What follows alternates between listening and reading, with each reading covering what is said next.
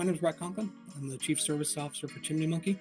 So Chimney Monkey is a full-service fireplace chimney company. The process for sweeping: once you come to the customer's house, you're going to start an inspection of the fireplace and chimney. The inspection varies between the type of fireplace it is, but generally you're looking for proper construction and proper maintenance at that point so that the fireplace will work and do what it's supposed to do. Once you do that, you're going to tarp off and plastic off the area so that it protects the home from soot and dirt.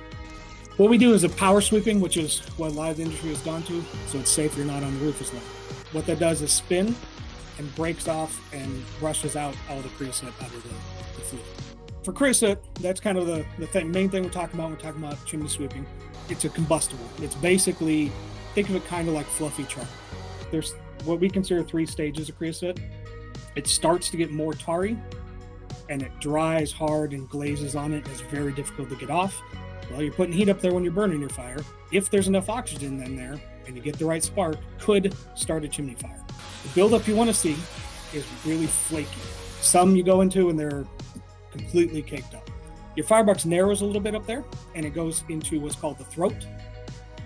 Within that throat, there's a door, generally, it's called the damper. So you're gonna open the damper or remove it, depending what you need to do. That is what opens to the flue. It's a smoke chamber flue that lets the smoke go out. Sometimes we'll put a fan on top of the chimney to help pull out soot.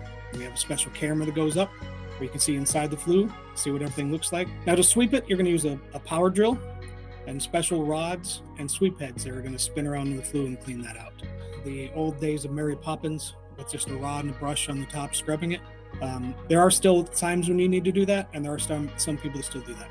Once you do all that and you've swept the whole flue down, you've cleaned out the smoke chamber and area out there, you're going to vacuum out all the debris and the creosote and everything's piled up in there. And you're going to have to climb in a little bit, reach up in there and clean out the smoke shelf. If you don't have a rain cap or whatever, you might have leaves and some other stuff in there that you also want in there clogging things up and potentially burning.